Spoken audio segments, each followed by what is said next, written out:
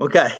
So, all right. So we do have a host on the other end. Um, can you guys give me a message if you guys are able to see okay? I think we just went live, but I thought we were already live. So, one second here. Okay. All right. I just got a message from our other host letting us know that we are now live. So thank you for everyone for joining us.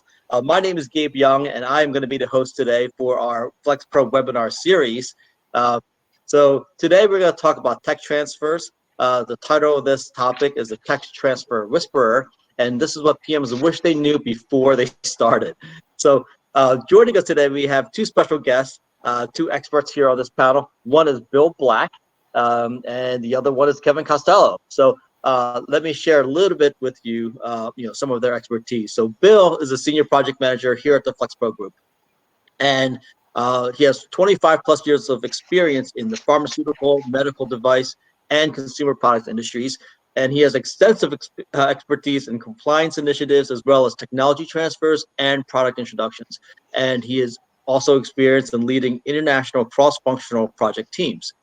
Kevin, if you take a look at the picture on the right side here on your screen, he is also a senior project manager at FlexPro, with 25 plus years of experience in pharmaceutical and consumer products industries. His expertise is in manufacturing operations and supply chain, and his experience also lends himself to have over a quarter century in leading projects at both internal and external sites. So, Bill and Kevin, thank you for joining us today. Thanks, Gabe.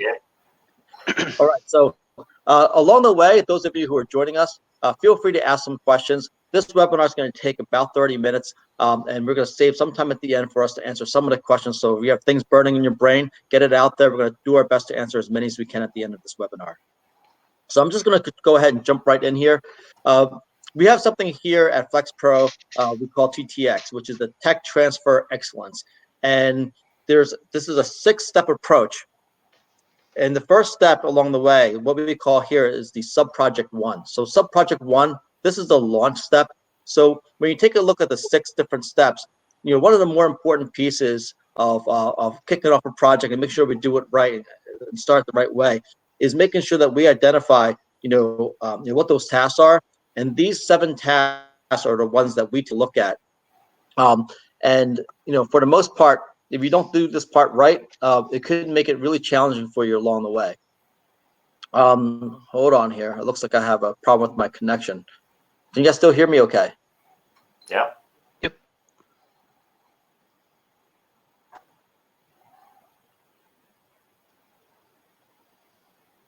Not anymore.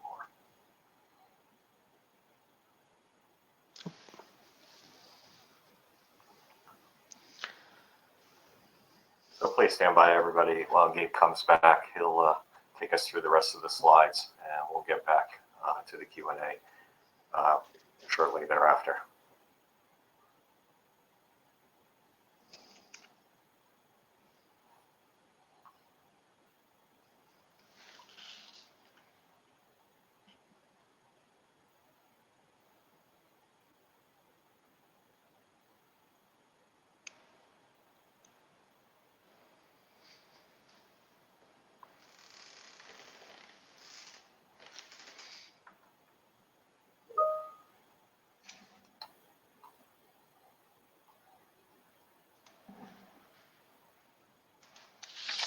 Sure. Okay, I'm going to start going through the slides until Gabe joins us again, now that the slide's back on the screen. The first step on here is the launch phase. And please keep in mind that all of these phases, the tasks listed in them, they don't necessarily, this is not a rigid grouping or any type of prescriptive approach to tech transfers.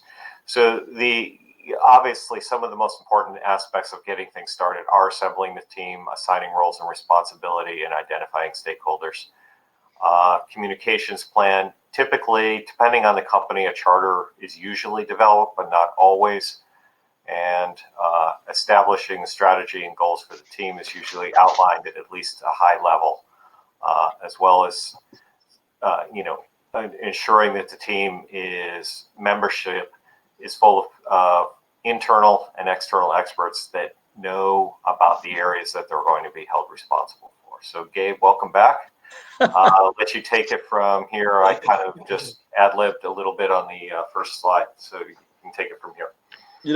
Thank you, Bill. So no matter how many times you test this thing and try to make this thing bulletproof, sometimes technology just does not cooperate. so sorry about that. So thankfully we have Bill and Kevin here to help to keep it going a little bit. So Bill, it looks like where you left off, you talked a little bit about the launch. If you were a brand new PM in tech transfers, what would you look for in terms of the most important element? Like what should he or she be doing that will help set him or her up for success? Is making sure that you have representatives addressing all the functions associated with the tech transfer. And when I say that, I mean manufacturing, testing, supply chain, regulatory affairs, quality assurance, etc. Because a tech transfer is going to require that every element of the sending process and product is recreated completely at the receiving site. So it's absolutely certain that you have all of the representatives there up front. Now, some of them may not be active right away, but it's important to have them represented, because if they don't have a voice, you could easily inadvertently delay some of the activities that shouldn't have been delayed because you didn't have representatives assigned from that particular functional area. So that's probably one of the most important areas in terms of getting things set up. Great, thank you, Bill. So Kevin, in terms of stakeholders and other domain experts, like who are some of the folks that you're used to dealing with when you're managing a project like this? The key stakeholders are usually the executive management at a site that the transfers are going to. What Bill said, getting all the experts involved in the team is critical. But the stakeholders, if you don't have buy-in from executive management team, it's hard to get. It could be difficult for the domain experts to be engaged with the project. So getting buy-in from those stakeholders are critically important to get the project to move along. Yeah. So to build on what Kevin said, that's absolutely true, because for most of the team members, this is not going to be their day job. Most of your team members are operationally focused, so they have to be authorized to help at all on this project, and that comes, as Kevin said, from the leadership team. And on top of that, it has to be made a reasonable priority so that people will actually be able to work and participate in a timely fashion. Yeah. Great. Thanks, gentlemen. So, again, between the two of you, 50 plus years of experience, managing these types of projects. One of the things that I've learned through my years is, making sure that we have a really good charter, right? And making sure the sponsor signs off on that charter as well. So, I've seen some project managers, do a lot of these steps, but they're missing that that ingredient of making sure the sponsor has blessed exactly what you're working on. Yeah. So when it comes to working with these teams, can you describe what it's like to work in an enterprise pharma space with the number of these stakeholders? You can imagine, how difficult it can be in terms of navigating those types of waters. Yes, I'll go first, and then Kevin, you can build on this. But it's important to make sure that your representatives have a long enough history in the organization that they can point the project manager to other people that can help or should be involved. Tech transfers, by definition, whether it's the project manager or the other teams, is not for new people. A tech transfer is not necessarily going to be a very good first assignment for anybody involved. There's too much need for experience in there. So, but yes, knowledgeable representatives. Kevin?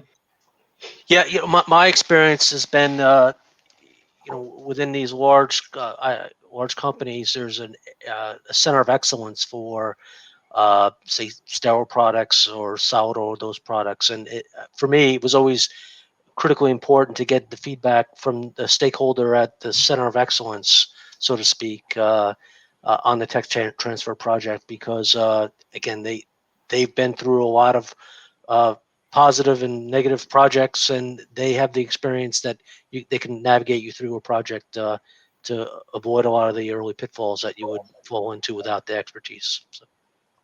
Yeah, so it sounds like you two are really good at building a number of allies. When you're managing this type of project, right? So, okay. So again, the launch is super important, and that's really the initiation phase, right? And as we move forward here, I want to jump to the next slide, and this is when we have the sub project, SP2 info transfer. Bill, can you describe a little bit in terms of what a tech transfer protocol is like, and what this package is like? Yeah, and actually the package is usually thought of, not always, but usually thought of as a collection of documents and other necessary information that the sending site, transmitting site has, that the receiving site will need to develop into their own documentation and their other procedures, etc., for replicating the transferred process. Now, the proposal can take a lot of forms depending on if it's internal or if it's with the sale of a product. The proposal becomes much more important if it's between two companies as opposed to an internal transfer. An internal transfer, once it's authorized by one set of high-level management, you're usually good to go, no matter how formal or informal it is, depending on how the company does its documentation. Kevin, you want to build on that a little bit? Yeah, I'm actually on a project right now that's working on the tech transfer package. So, again, it's between one company, and it was a product sale, and we're working with contractors, external contractors, to develop a bid. So, it's transferring the documents, various documents. International product, you have to deal with translation, potentially translation issues, which takes a lot of time, and getting the transfer package accurate and getting it complete is critically important. I've been part of certain transfers that a document was missed or misinterpreted, and caused a failure down the road, further down the road in the project. So it's like a specification on the filter is simple enough. That's not part of the package. So it's just critical to get the entire package, getting it right the first time, because it just creates problems down the road if you don't put the time in and up front. So. And you also triggered a thought about when you're dealing with new countries into the mix. Those countries will have their own guidelines and rules and regulations regarding the ingredients and materials you may be bringing in. Yep. Some of them may need to be approved by the government, as you know, and other obstacles like that on the logistics side, even before you're allowed to start making something. Yes, again, the project I'm on right now, I'm dealing with those issues right now. So it's a good point. Great, thanks, gentlemen. So, so as we jump into the third sub project here with risk readiness, it looks like we're performing some risk assessments and some risk analysis, and then we also have to develop that tech transfer plan. So, what do you guys think are some of the the hairiest risks that you have to watch out for, especially for a PM who may have maybe only 2 or 3 years of experience in doing something like this? So, Bill. First of all, since the receiving site's going to be doing a lot of new things, they may need to construct facilities. They may need to, as we were saying earlier, bring in new materials, not just to the country, but to the site itself. There could be handling and training requirements. So the transfer plan will probably feed into the risk assessment. While you're making your list and ordering all the things you're going to have to do to be ready, that's where the risk assessment should be going hand in hand, flagging things that you're going to have to pay special attention to. particularly if it's something new or working with something that's more hazardous or constructing a facility. Those areas are going to almost always show up in your risk assessment, among other things. And of course, if you really are cold, you might also take on some personnel things in terms of buy-in and support.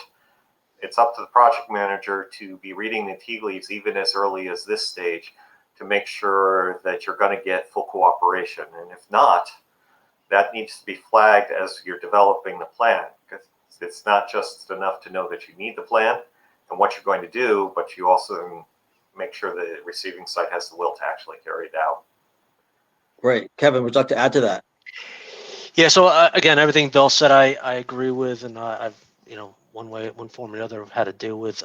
The one area that I've run into a lot through my career is when I transferring older products. They're generally much older methods, and the standards, the current standard, they have to be brought up to the current standards, and that risk is it's been underestimated in a number of projects, and trying to deal with that method transfer and the change of standards has been a very big challenge in a lot of projects that I've worked on. So that's just the one thing that stuck out with me, that because in a number of projects that I've been on, that has come out to be a bigger risk than what we've initially assessed.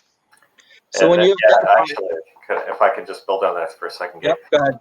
that actually, I've forgotten about that point. A lot of companies are often motivated to transfer stuff because they need to catch up in time to new regulations and compliance, et cetera.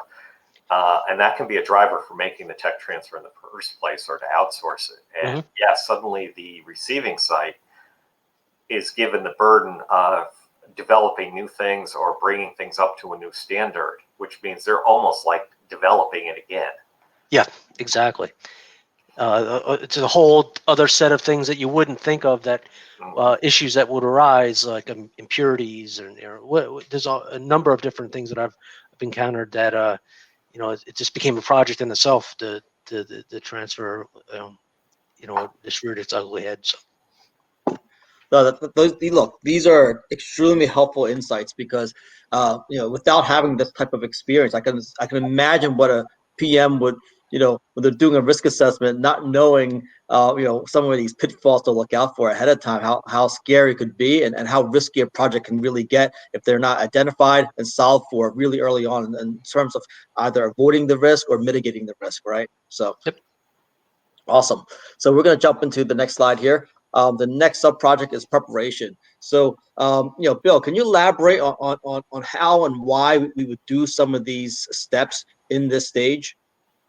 Oh, these are some of the basic ones in terms of ensuring operational readiness, for example. That's can be very simple if you're using all existing equipment, whether for testing or for manufacturing.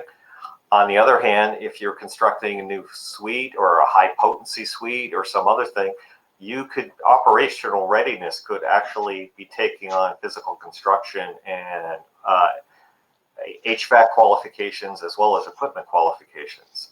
Manufacturing documents are how you're going to utilize all of that equipment, including your new facility. And after that, of course, process training. Anybody who's actually going to work in that facility, maintain it, check on it for continued compliance, all those people will need to be trained, and that training has to be documented in our industry clearly. So there'll be a whole training package and sign-offs and everything else that goes with it. And that's a continuous process. So that's not going to just be at step 4. Some of the training will come right at the last minute as you go live. And some of the other operational readiness will be happening very early, especially if you're doing new construction. Yeah, so what you're saying is obviously this sub-project in terms of duration will overlap potentially other stages as well, right? Because it's it is pretty much ongoing, and throughout the execution, obviously that's a pretty long bar in terms of how we have to keep track of what's happening there. Kevin. Yeah, as far as preparation, when you build a new facility, there's a lot of focus on making sure people are trained. I've run into some pitfalls where, you think everything's the same, and you gloss over there's not a lot of training required, and that's where you run into a problem. Like I said, I've you build a brand new facility, you're going to make sure that it's up and running properly with the validation and training.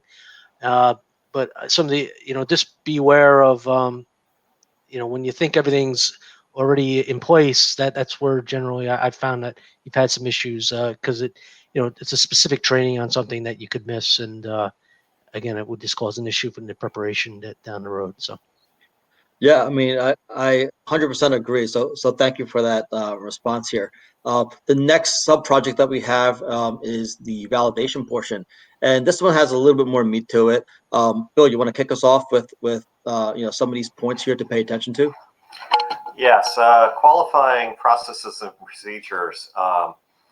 That's bigger than you might think, because as part of the transfer, you're going to find in most cases, especially with older processes, whether it's testing or the actual manufacturing, that there's a lot of unwritten stuff that's done and not captured. It becomes institutional knowledge, and that is going to be critical for the processes and procedures as well as the training that we discussed earlier. And it's very important that that's well documented and people really do understand how to actually perform whatever activities it is. And typically your risks should be closed, as it says, for validation. But I want to give the floor to Kevin a little earlier on this one and let him do a deeper dive into some of the remaining tasks here. Yeah, so as far as you try and close out the risk before starting validation, and then as you go through the validation, just making sure you address the nonconformances, get them closed out to move the project along, and just making sure that you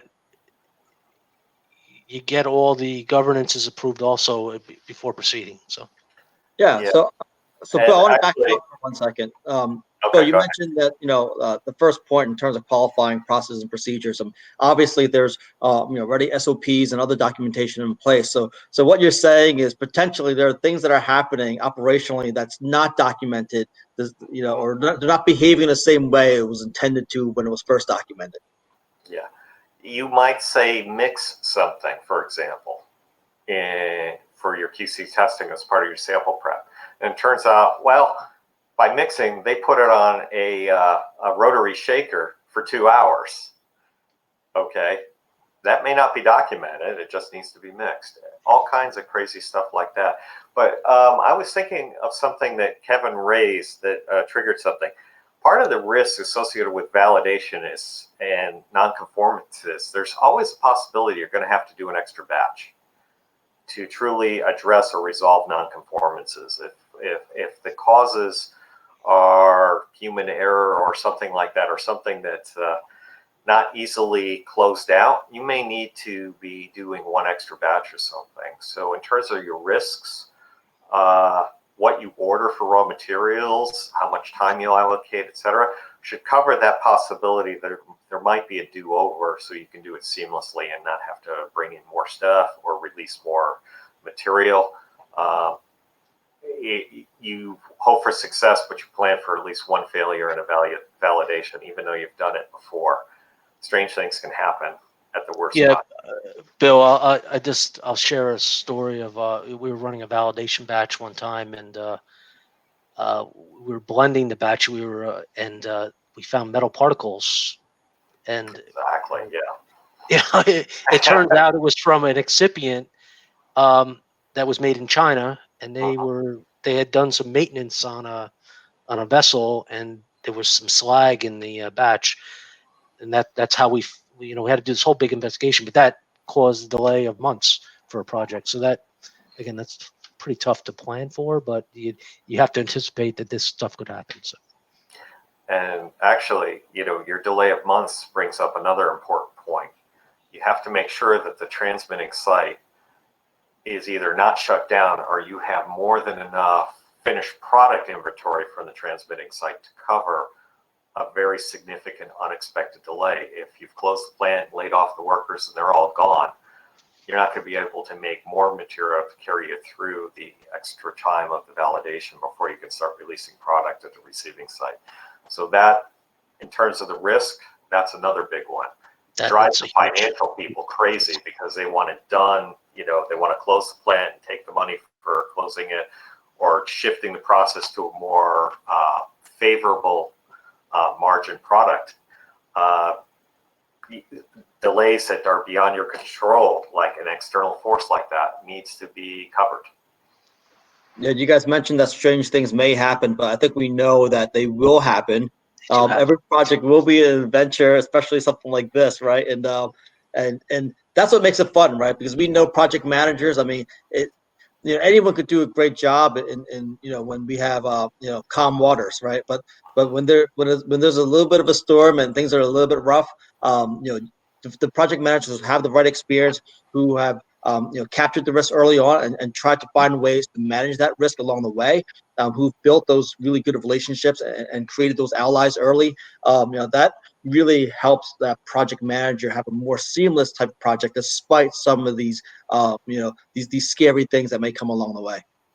So we're running near the end here, so I just want to jump right into that last slide. Again, the very last part is the delivery sub-project. So so Bill, what do you have to add here when it comes to what PM should be looking out for?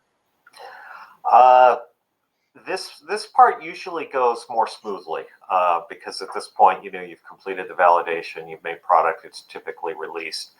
But this is the closeout, and again, lessons learned for other transfers that may be going on. For management in particular, the lessons learned, because management usually is the one deciding on whether or not to do more transfers. So those are important for educating the rest of the decision makers, not just the team. But the reviews are what fold into that. Thank you, Kevin. Any thoughts on the this last sub project here with delivery? Yeah, I mean, I agree with Bill that it tends to go smoothly, but regulatory inspections, you never know.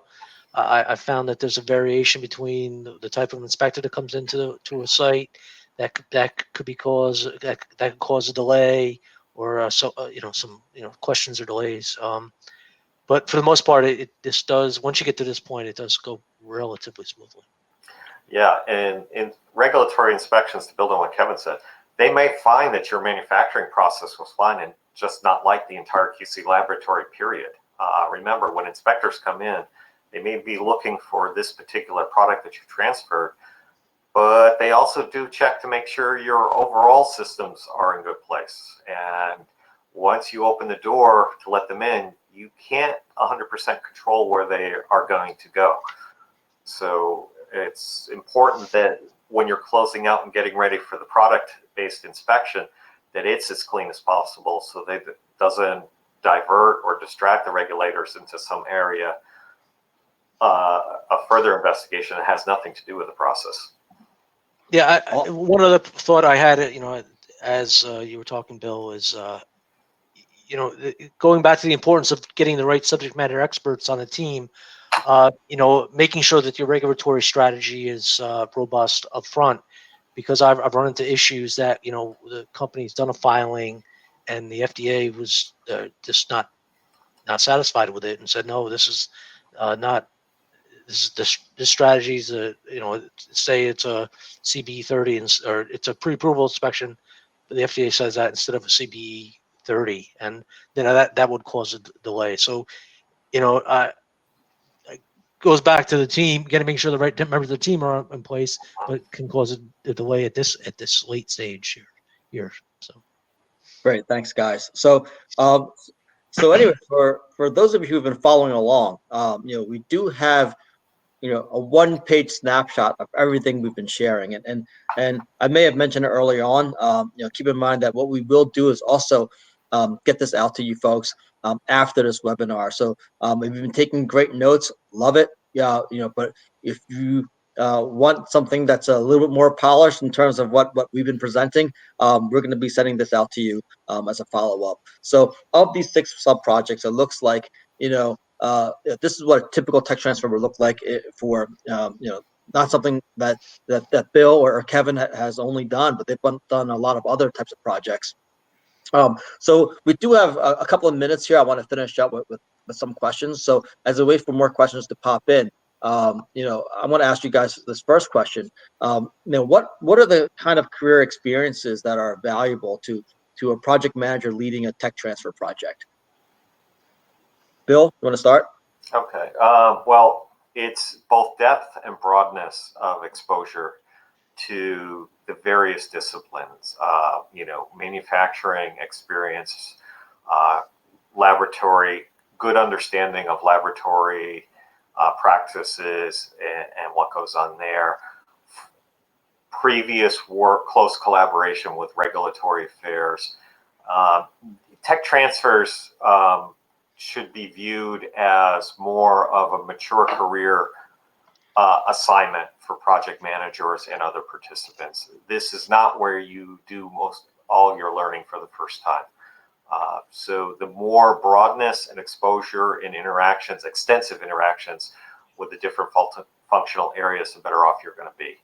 And of course, experience is what you get after you've just needed it. But the more experiences you have had working with these different areas, the more you'll be aware of how things can go wrong or right. And you'll ask better questions during risk assessments and the planning stages to avoid some of the more common pitfalls you might not have been able to see 10 years earlier. Great, thank you. Kevin, you have any thoughts on that? Yeah, I mean, I totally agree with Bill. You tend to learn a lot from all the projects that you've been involved with, and having a broad knowledge base is critically important to run one of these a tech transfer. And the thing that I've learned is being part of project failures, you learn a lot from that, and you learn that you're not going to get caught with that same pitfall in a future project. So that gives you a list of questions that you automatically ask up front, and can help to avoid some pitfalls. And the other thing, you can also get a feel, being part of a number of projects, you get a feel for when a site or certain functions really not putting 100% into it. That's where as a project manager, you can learn to dig in more and get a better assurance of the projects and reduce the risk. And the other thing that pairs with what Kevin just said is also over time you get better and better at hearing and keying in on somebody who's very uncomfortable with some of the assumptions that are being made early on, or how much work could potentially be involved. I mean, I'm not talking about the doomsayers, but being able to tell when somebody's really raising flags and to be able to react to it. And, after you've had a few experiences of your own, you learn to get very, very careful about watching and listening for somebody who's raising a concern, whether it's in writing in some cases or in a meeting, to make sure you follow up on that and really understand what they're getting at before it's too late to do anything about it. Great, thank you. So I'm sorry, Kevin, did you have something to add? No, I'm just shaking my head yes to what Okay, Bill was no, that's good. Shake it. I love the yeses along the way. Okay, so next question that we have here: what are the key attributes to a successful tech transfer team? I'm going to go first. I can go first. I mean, what we said earlier is making sure you have the right subject matter experts on the team, and making sure you have all the groups represented on the team. But subject matter experts in the technical areas, I feel is critically important to help you deal with any issues that arise, and people with a broad breadth of experience can help just mitigate a lot of risk that before you even see it. So that, just making sure you get the right, team members and know the organization that you're working with to know where that expertise is. Yeah, and I'd like to build on something that Kevin mentioned earlier about regulatory people. Although they are typically extremely busy and are always fighting fires and usually are assumed incorrectly to do most of the work at the end of the project, their input in the planning stages and in terms of what they're going to need to submit someday is critical. And it's a real challenge to find someone willing to work with your team in the planning stages because they're always fighting fires. But if you can pull it off and get somebody who's really knowledgeable from Reg Affairs to guide you for an hour or two at somewhere early in the planning process, it can really set you up for a much cleaner downstream closeout and filing at the end of the day, and prevent you from missing certain critical things in either your protocols or your other documentation. It's hard to do, but they really can make your project so much better if they're involved at the beginning. That's a great point. Absolutely. The next question that we have here, what are some typical ways you manage areas of risk that have been identified on a project? I'm going to defer to Kevin to start it again. I have some Yeah. ideas. I'd like to hear Okay. Kevin. All right, Kevin. Yeah. So just, ways to deal with risk is to, for me, it's always to get the right technical people involved to evaluate what the real risk is and put the best plan in place at the beginning of the project, whether it's extra time, getting additional resources. But the upfront, that's for me, that's the best way to do it, is to get the technical resources in place, whether again, training at the site or on a piece of equipment. For me, that was the best way to manage risk. And if there was not buy-in from senior management, looking for ways to improve that buy-in from them also. Yeah, I completely agree. And I've also done some things with risk in terms of regular project meeting agendas and other areas to keep it front and center, even if it's not something you can completely address at the beginning, to have it in a place where it keeps coming up, even if it's the affirmation that we're still okay for now, but this is where we're going to hit that critical milestone where it'll start delaying us if it comes up. So I usually get that included in the scope if it's going to involve some additional work, time, or resources to keep tracking it to see if it needs to be implemented. Okay. So we have time for, let's get to this one last question here. Since travel budgets are often limited in pre and post COVID times, which team members would you prioritize for making a site visit?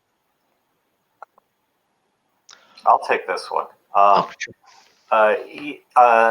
To Kevin's very early point about you need senior management to buy in at the receiving site and the transmitting site to give the resources. But it's also of critical importance that the subject matter experts, especially from manufacturing and analysis, see how the other side does it. And those people are typically much lower down on the food chain, and they are probably more important in terms of the physical success of the team once you get rolling and have buy-in, that they actually travel. So honestly, I have more than once said, well, if you're going to send somebody over to Israel, don't send me. Yes, I'm the project manager. I'm great for public relationship, but our analysis person needs to get to the lab and see how they do it.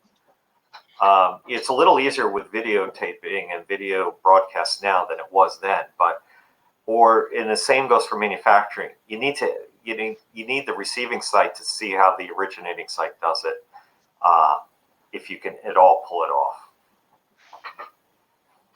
Awesome. Thank you, Phil.